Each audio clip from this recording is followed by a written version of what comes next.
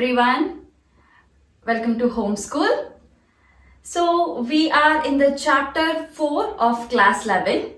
So we have completed what were the characteristics which were taken as the basis of classification. So today we will see the system of classification or classification of animals. So while studying the basis of classification, we had come across various characteristics, isn't it? But however, all the animals which are there, so they are being placed under the kingdom Animalia. So here we are going to study the kingdom Animalia, and under the kingdom Animalia, what are the various phylums or what are the various classes and on what basis they have been classified in that way. Alright. So what are the characteristics they have taken? So which we have already studied yesterday also. So levels of organization, symmetry, body cavity or column, and then the phylum. So based on these characteristics, there are various phylums, or there are 11 phylums which have been placed.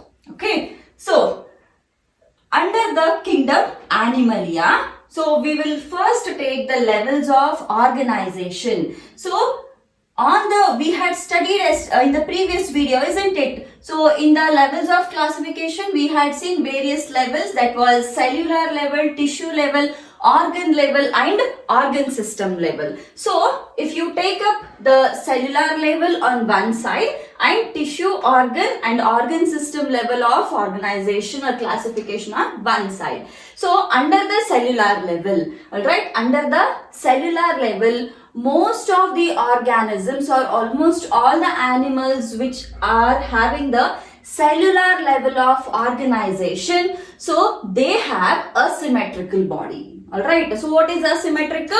Asymmetrical is one where we cannot divide a particular organism into two equal halves. Alright, so that is asymmetrical. And then the body cavity or the column, these are acoleomates. It means that they doesn't have the body cavity. They don't have the central cavity. So that also we have studied in the previous video, isn't it? If the organism is at cellular level and if they are asymmetrical and acoleomates, then such animals or organisms are placed under the phylum Porifera. Alright, they are being placed under the phylum Porifera. Then coming to the next one, that is tissue, organ or organ system level of organization. So here in the organ system, so these are quite higher as compared to the cellular level or as compared to the Porifera. Alright. So here again we get to see two types of symmetry. All these are symmetrical. The one which are under the tissue or organ system level of organization, so they all are symmetrical. Few have got radial symmetry and few have got bilateral symmetry. So we will first speak about the radial symmetry now. So the organisms or the animals which have tissue or organ system level of organization and those which show the radial symmetry, okay, those which show the radial symmetry, and if they don't have colon, that is if they are acoleomates, then we place such kind of animals or organisms under two phylums, that is one is Coelenterata, other one is Coelenterata, which is also called as Cnidaria. Alright, another one is Ctenophora. So these two, 1 and 2, these two are the phylums which have got the animals or organisms which are showing either tissue, organ or organ system level of organization, and they have got the radial symmetry and they are acoleomates. So those two phylums are Coelenterata, which otherwise is also called as Cnidaria, and then another one is Ctenophora. In detail, one by one we'll study what are the characteristics and everything for each and every phylum a bit later. Alright. Then moving on to the bilateral symmetry. All these, the organisms which are symmetrical, so all are showing either tissue, organ or organ system level of organization. So coming to the bilateral one. So in the bilateral again, so we get to see three types here. One is the one which doesn't have the body cavity, that is a coleomates.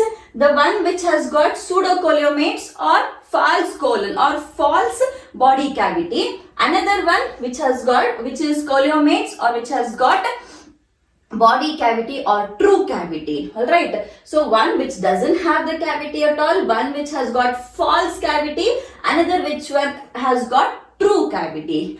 So the animals which doesn't have the body cavity are being placed under the phylum Platyhelminthes. Alright, they are being placed under the phylum Platyhelminthes. And then the animals which have pseudocoleomates or which have the false colon are being placed under the Aschelminthes. Alright, the one which doesn't have the body cavity at all, they are being placed under the Platyhelminthes, and the one which have false colon or false body cavity are being placed under the Aschelminthes. And then the animals which have true cavity, true body cavity or true colon, so those animals are being placed under various phylums here. So among them, the first one is Annelida, then Arthropoda, Mollusca, Echinodermata, Hemichordata and Chordata. So these all are the one which have body cavity or coleomates, and they show bilateral symmetry. Alright, they show bilateral symmetry. So totally we have 11 phylums here. So now we will see what are the characteristics or what are the examples of these phylums, or what is making them a different phylum. Alright, so we will study one by one now. The first phylum is Porifera. Alright, so this is mainly or very commonly called as the sponges. You should write it. This is called as phylum of sponges. Alright, so these sponges are the members of the Porifera. They are usually marine.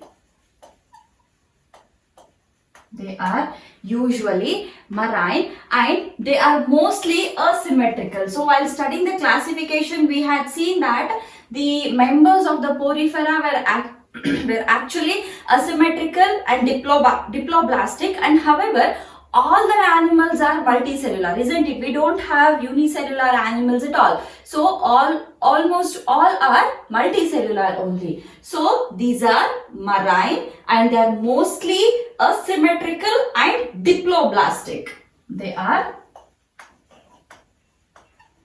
asymmetrical and diploblastic. Alright, so asymmetrical is when we cannot divide an organism into two equal halves or two equal planes, is called as asymmetrical. Diploblastic is where we have only two germ layers. Alright, isn't it? So one is ectoderm, one is endoderm, and the mid one is undifferentiated, which was called as the mesoglia. Anyways, when we have the structure of the member of Porifera, we'll get to know it. Alright. Then, so marine, asymmetrical and diploblastic. Then, the next one is they are usually primitive multicellular, or they have got cellular level of organization. Cellular, right? They are primitive multicellular members. They are primitive multicellular members. And then one very specific characteristic of the Porifera or the sponges is they have a water canal system. Alright, so this water canal, though the name is water canal system, it is not only for the transport of the water, but it is also for the transport of the food as well as for the respiration. Alright, so we will just draw one diagram now. We will take the example of Cycon here. Cycon is a member of Porifera. So we will take that example only. So we have we have one substrate, one body bottom layer which is getting attached to the substratum here, and then since it is diploblastic in nature, isn't it? This is diploblastic in nature, so it should have only two layers, or it has only two germ layers. So let's imagine this is the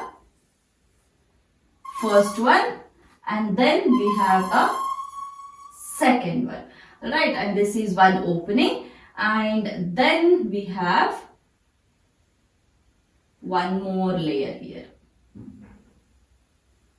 Alright, so if an organism is diploblastic in nature, then definitely it should have only ectoderm and then endoderm, isn't it? And these are also eukaryotes. If you have remember the classification, these are also eukaryotes. It means that they doesn't have the body cavity, isn't it? Almost all the diploblasts doesn't have the body cavity. So now this is a water canal system which transports the water. Okay, so there are some small openings like this all through the body. There are some small openings like this. Okay, and through these openings the water or the food or whatever is there, so that will be entering through it and it will be leaving the body of the porifera through those pores only, and those pores are called as the ostia.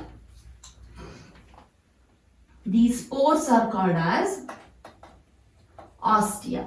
Alright, and then so they enter the water through the ostia, that is fine. This is an inlet. Alright, this is an inlet. So how exactly the water is being sent out, or the water which is coming inside through the ostia, so where exactly it is being stored? So that is being stored in a central cavity called as the spongocoel. So this is all the cavity which is called as, we shall write it this side, spongocoel. Right. So it is the central cavity which is storing the food or whatever is being taken in through the ostia. So that is being stored in the spongocoels. So next one is, we have one more opening here. Alright, so this is the top opening. So this opening is called as the osculum.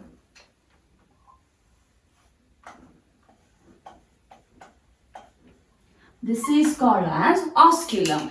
So now imagine the water has been come inside through the ostias, and then it is being stored in the central cavity which is called as the spongocoel.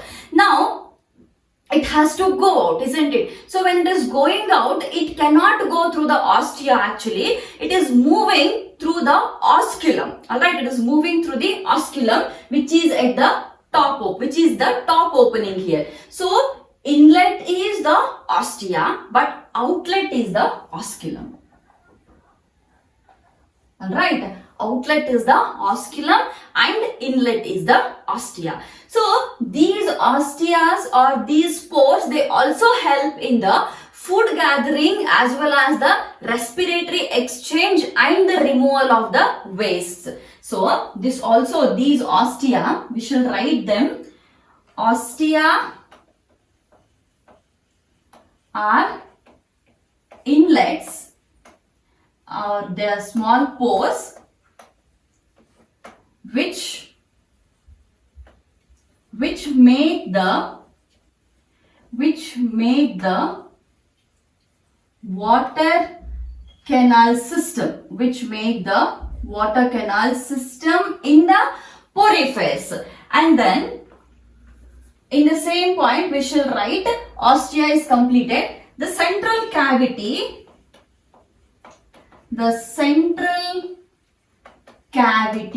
is spongocoel.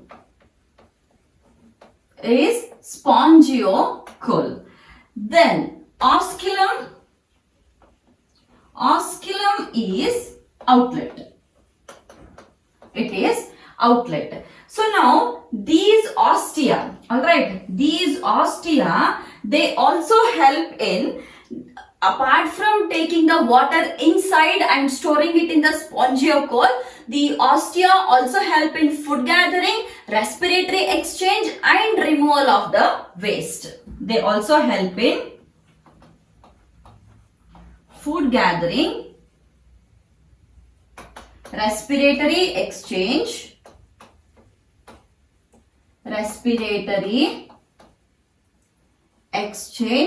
and removal of wastes.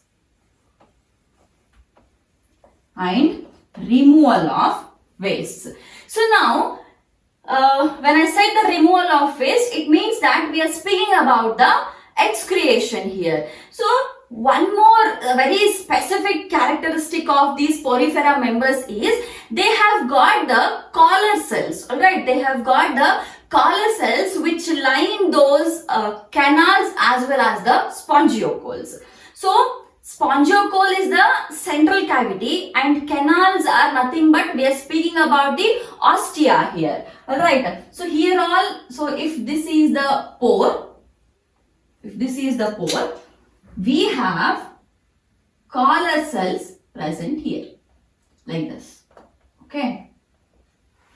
So we have collar cells present here as well as we have them which are lining the central cavity or the spongocoel.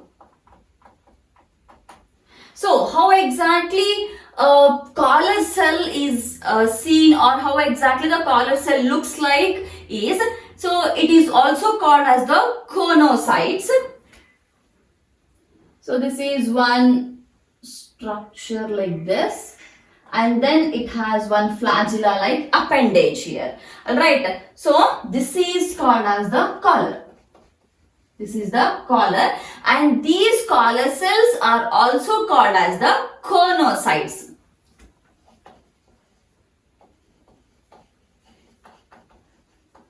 O-A-N-O, choanocytes. Alright, these are also called as the choanocytes, and they usually are present surrounding the spongocoels as well as the canals or the ostias as well as the osculums. Alright. So, we have seen ostia, osculum and spongocoel under the water canal system or the water transport system. Alright, so next moving on to the endoskeleton of it. Endoskeleton or the body skeleton. Endoskeleton. So sponges doesn't have exoskeleton. Sponges are very soft. If you have many sponges are being seen in and around us, so they usually will be very soft texture. That is because it doesn't have the exoskeleton. So they have their endoskeleton, and that endoskeleton is usually of two types or two forms. So the first form is the one which is made up of spicules, and the other one is the one which is made up of spongin fibers. One is of spicules, other one is spongin fibers. Alright. So again the spicules, under the spicules we get to see two types of the endoskeleton. So actually we have various classes in the Porifera, and those classes are majorly made based on the material which is used to build up the endoskeleton. So here spicules and spongin fibers are the two forms of endoskeleton, and under the spicules again we have two types. The one's endoskeleton which is made up of calcium carbonate, another one which is made up of the silicic acid. Okay, one is the which made up of calcium carbonate,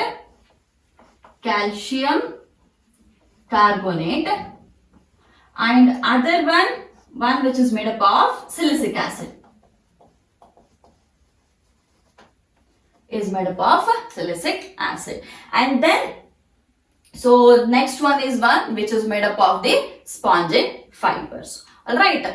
So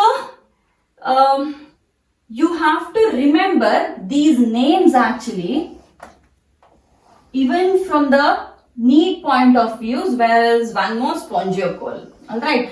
And choanocytes, usually they don't ask it as collar cells, they usually ask it as the choanocytes. Alright, so choanocytes are nothing but the collar cells which are present in the porifera members, which are lining the canals as well as the spongiocoels. Alright, so the next one is about the nutrition and respiration of the porifera members. Nutrition is mainly holozoic in the porifera, right? Nutrition is holozoic. What is holozoic? Holozoic means solid food is being taken inside. So that is called as the holozoic. Then digestion. Digestion is intracellular. It is intracellular. It means that within the cell the digestion is taking place, and remember this is at the cellular level of organization. Each and every cell is independent of other cell. It means that every cell can digest their own required food. And then respiration. So respiration is mainly by diffusion. Respiration is mainly by the diffusion through the body surface.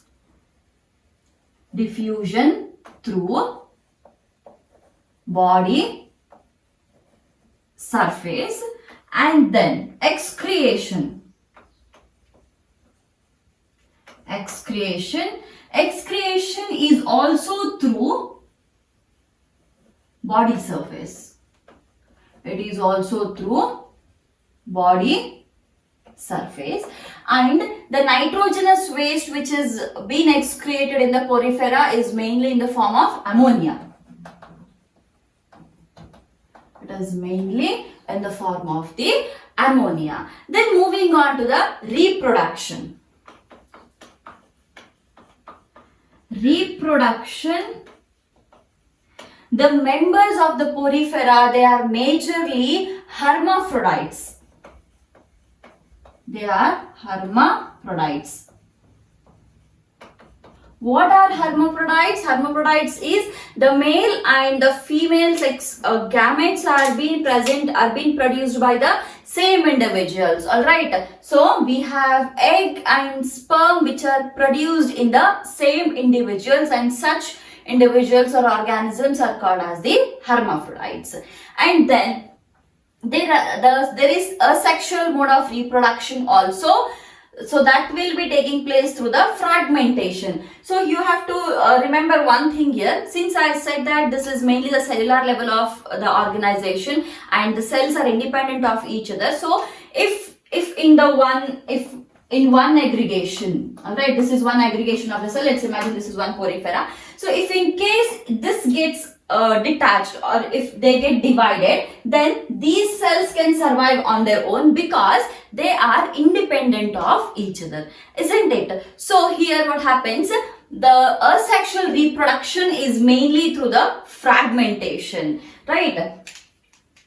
The reproduction, it can be asexual through fragmentation. In our previous chapters, we have seen what is fragmentation. If one part of the body detaches from the main part or the main body, so that can grow on its own. That is called as the fragmentation, isn't it? Then it also has sexual reproduction. How exactly the sexual reproduction is taking place? Since the porifera members are actually hermaphrodites, they can produce the female and male gametes actually. So it is mainly by formation of the gametes. The fertilization is taking place by the formation of gametes, and fertilization is internal here.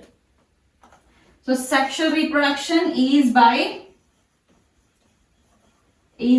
formation of is by formation of gametes and fertilization. Fertilization is internal and development or the embryonic development is quite indirect, or the individual development is quite indirect here, because there is one intermediate larva stage and development is indirect because there is larva stage.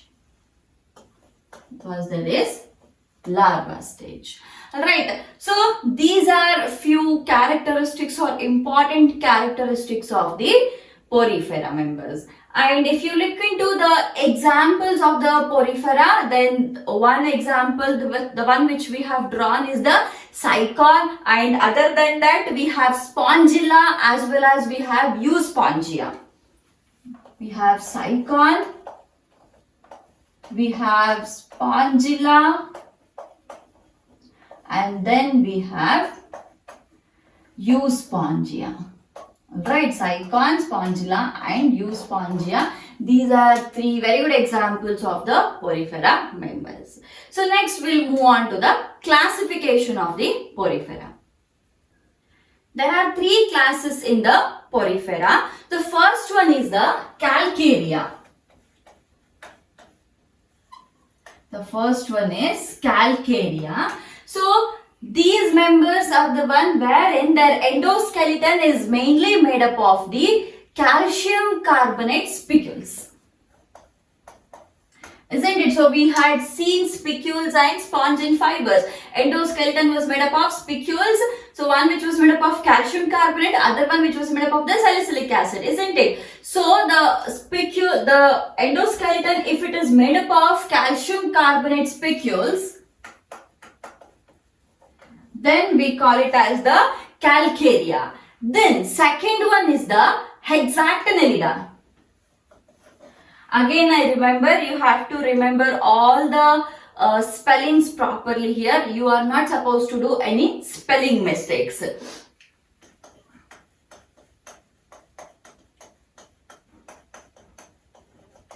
Hexactinellida. So here this is made up of the salicylic acid. Right. And then third one, Desmospongia. So Desmospongia, this is made up of, or the endoskeleton is actually made up of the spongin fibers.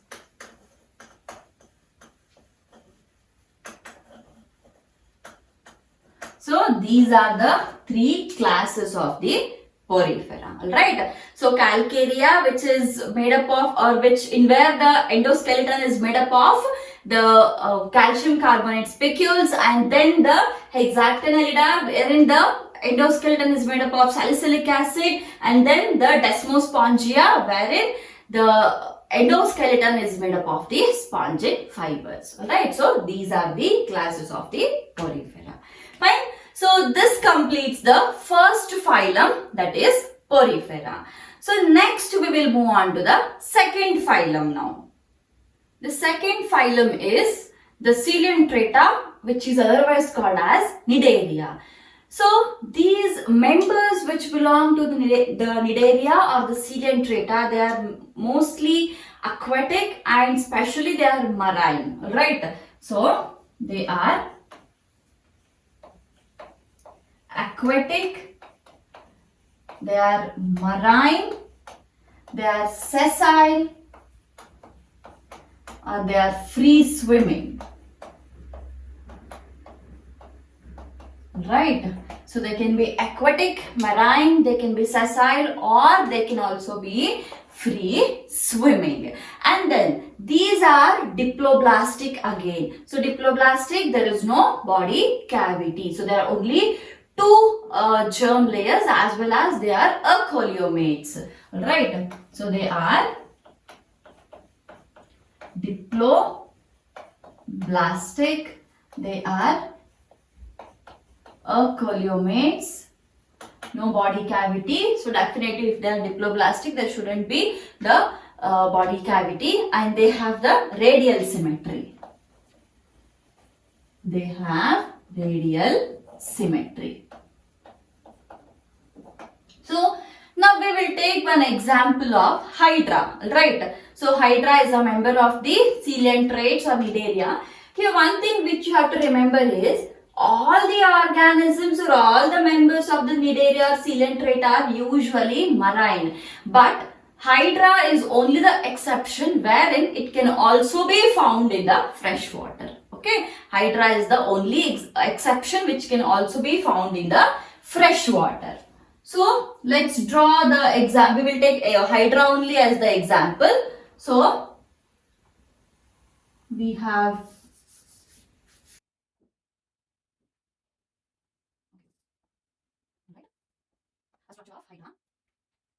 okay.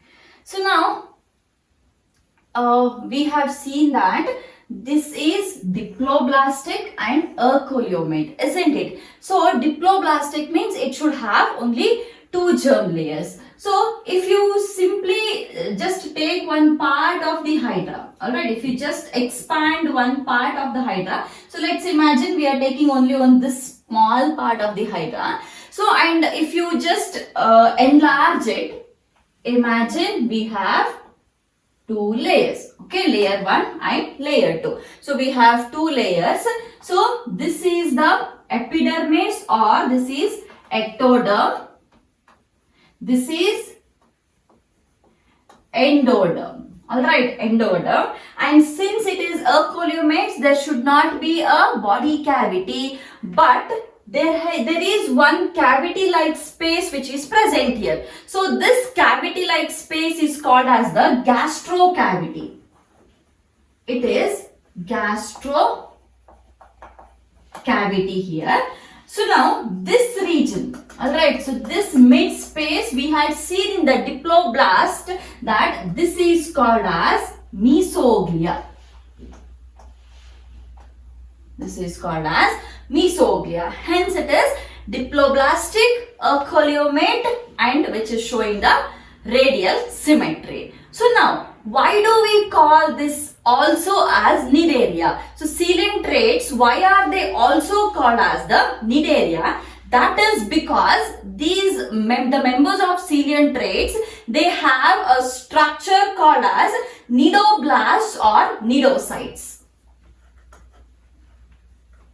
They have cnidoblasts or cnidocytes like structure. So what are these cnidoblasts or cnidocytes? So on the body surface, okay, on the body surface of the Hydra, there are certain cells which are called as the cnidoblasts, and they are also called as the stinging cells. So if in the enlarged part we can see them here. So these are called as cnidoblasts or cnidocytes. They can also be called as the stinging cells. Stinging cells. So why are they called as the stinging cells? They are called as the stinging cells because they usually are used to capture the prey, or they sting and they are actually toxic. Alright, they are toxic, so they can sting well, hence they are also called as the stinging cells. Alright, and they are mainly used for the attachment to the substratum, that is the anchorage. They are also used in the defense mechanism, as well as they are used to sting the prey or to capture the prey. So that is the reason, or that is why they are being also called as the Cnidaria, that is due to the presence of the cnidoblasts or the cnidocytes. Okay, then moving on to the nutrition. So how exactly is the nutrition? So nutrition is again the Holozoic The holozoic mode of nutrition is seen in the coelentrates also, as well as the digestion is both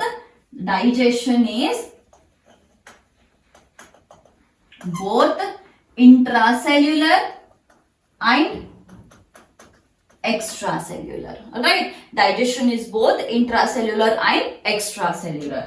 And then respiration and excretion. Alright, respiration and excretion both are through body surfaces.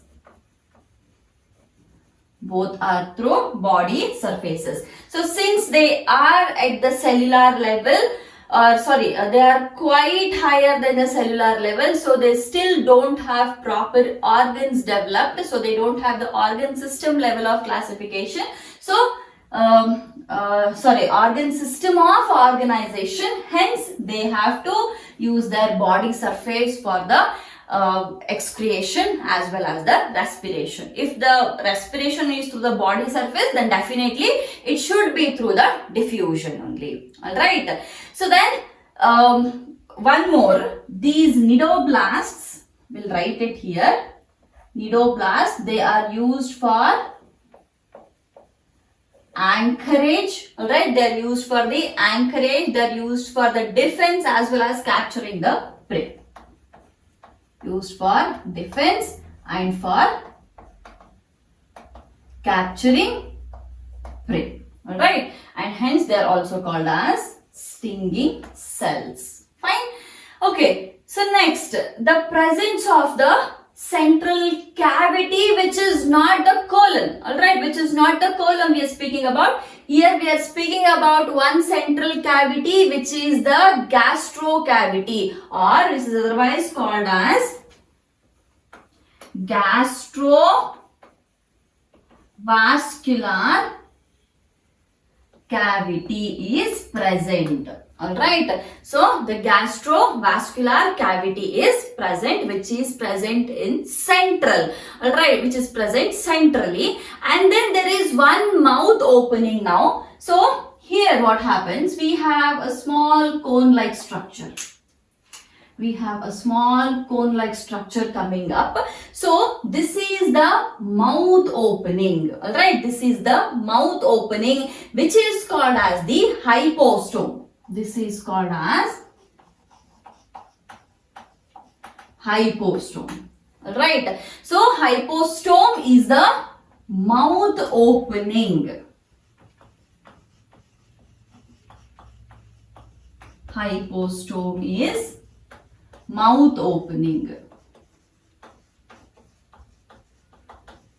Alright, so the hypostome is present at the top of the hydra. Alright, so that is the mouth opening, or the only opening which is present in the hydra, that is single opening which acts as a mouth in case of the hydra or in case of the coelentrates. Alright, then we get to see these coelentrates in two forms. The first form is the polyp form, and the second form is the medusa form. Alright, so coelentrates are seen in two forms.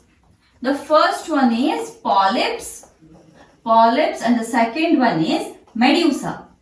Right, the first form is polyps, second one is the medusa. What exactly is the polyp form? So polyp form is mainly sessile and it is cylindrical in nature. It is sessile and it is cylindrical. The polyp is sessile and it is cylindrical, and then the medusa, this is usually, it is umbrella shape, and the best example for the medusa form is the jellyfish. Everyone might have seen the jellyfish, isn't it? So jellyfish, these are umbrella shape as well as these are free swimming, isn't it? So they are umbrella shape, and free swimming. They are free swimming, and the example for the medusa is jellyfish, and for the polyp it is again the hydra. Alright, for the polyp it is hydra, and for the medusa it is the jellyfish. Jellyfish is called as the Aurelia. Alright, it is called as Aurelia. And there is one more structure which is being seen here, that is, or we will discuss it while drawing the diagrams now. So we will see one diagram for polyp and we'll see one diagram for medusa. Hydra is an example for the polyp and jellyfish is the example for the medusa. Alright, so we will draw both now. In case of hydra, so anyways, usually they get attached to one substratum. So we have one basal body. Alright, to the basal body, we have the cylindrical body which is attached. Cylindrical body which is attached like this. And then, so we have some small structures here. These structures are called as nidoblasts or nidocytes, or in other terms these are also called as the stinging cells. Alright, then these are also called as the nidoblasts, nidocytes and stinging cells. That is because they sting the prey and they capture the prey, as well as they are used in the defense. Fine. Now we have one more structure here. So what is this? This is a single mouth opening which is called as the hypostome. This is called as hypostome. Okay, so this is one triangular like opening, and then we have one gastrocavity. We have one gastrocavity, and then we have few tentacles here. There are few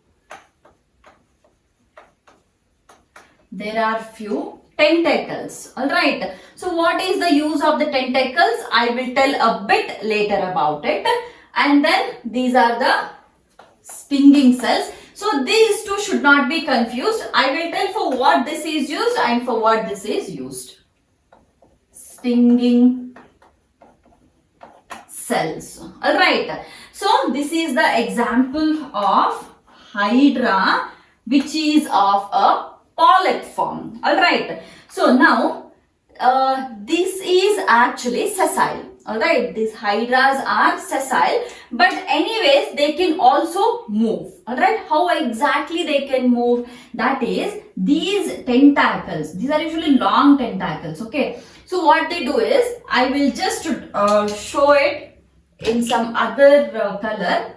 See, now this is tentacle. How exactly they move, that I am showing. So these tentacles, they will bend and they gets attached to the substratum here. So this is the basal body. Alright, that is the basal body, and we have one substratum here. So it has attached, these tentacles have attached to the substratum. After attaching, they can start crawling like this. Okay, so what is crawling? Crawling is something is getting attached to the substratum and then you are moving. So small children or small kids, they first crawl, isn't it? They attach their hands and legs to the surface or to the and then they start crawling, isn't it? So in the same way, these tentacles, they bend and they attach to this substratum and they start crawling or they start moving. So this is how actually the hydra will move. And then one more method of the movement of hydra is, they usually produce, since they are aquatic, since they are present in the water, they produce one water bubble. Alright, so when the water bubble is produced, usually the the organism which is present, if this is the hydra, so this slightly jumps due to the water bubble. Alright, so So when it jumps, it is shifting its place. When it jumps, it's shifting its place. Again it is shifting, again it is shifting, again it is shifting. So these are the two methods which are mostly used by Hydra for their movement, and this tentacles is used when there is any substratum. If there is any substratum attached, then it can attach to substratum and then crawl. But if there is no substratum which is available, then it has to use that water bubble mode, and then it has to move from or shift from one place to another place. So this is for the polyp. This is for the polyp. Then medusa. Medusa, the example is jellyfish. So how is the jellyfish, or how does that look like? So we'll draw one jellyfish.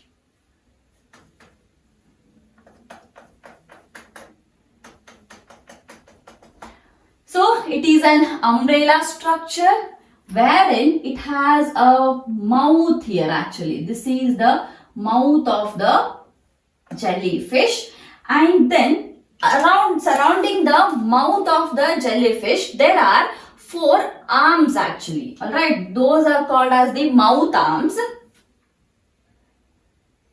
I'm drawing the arms now.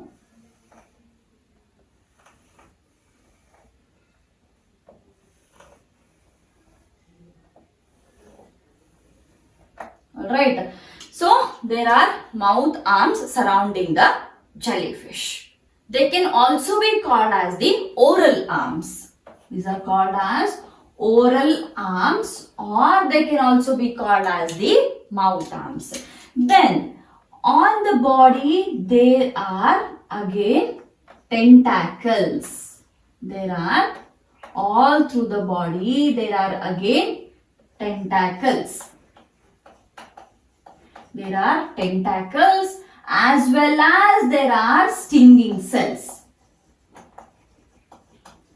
So now the difference between the tentacles and the stinging cells is tentacles, these are quite long structures which are used usually in the locomotion. Of course, tentacles are also used to capture the prey. Alright, they are also used to capture the prey. At the same time, they are also used in the locomotion, whereas the stinging cells, these are used in the gathering of the food as well as to capture the prey and for the defense. Alright, so these are quite long structures. The stinging cells or the nidoblasts or nidocytes, these are quite small structures. That is the only difference. So size is the difference here. Alright, so they have tentacles, stinging cells, these are the oral arms present. Then moving on to the movement or the locomotion of the jellyfish. So how exactly they move? So they move by a method called as the hydropulsation. They move by hydropulsation. So since all the members of Cnidaria or the Coelenterata are usually aquatic, or they are present in the water. So like if this is a jellyfish, if this is the umbrella structure, and here we have hollow space. So what the jellyfish does is it sucks the water inside. Okay, it sucks the water inside and it leaves the water forcefully. When the water is left forcefully, it pumps up. Okay, so now what happens? What has happened? Water has moved inside. Water has moved inside, and forcefully the water is left out. When the water is coming out, this surface, this umbrella surface, when water is coming down, umbrella surface, for that pressure, it will move up. It will pop up. When it pop ups, it shifts the place. Okay, when it pops up, it shifts the place from one particular place to another place. It is shifting. So that is called as the hydropulsation, or you can all that shifting is called as the hydropropulsion. It is called as hydropropulsion. Alright, so it moves by the hydropulsation and hydropropulsion. So this is the example for medusa. Example for medusa, and this is for the polyp. So hydra and jellyfish. However, there are some members which can exhibit both or which can show both polyp as well as the medusa forms. So both forms are seen in the same organism. So such organisms usually show the alternation of the generation, that is they show the metagenesis. We have already seen what is alternation of generation, isn't it? But that was in the plants, but anyways here also alternation of generation means same, that at some part of the life cycle it will be in the polyp form, and in the some part it will be part of life cycle it will be in the medusa form. So usually what happens, like the polyp, okay, the polyp form, they usually produce the medusa form asexually, right? Polyp form medusa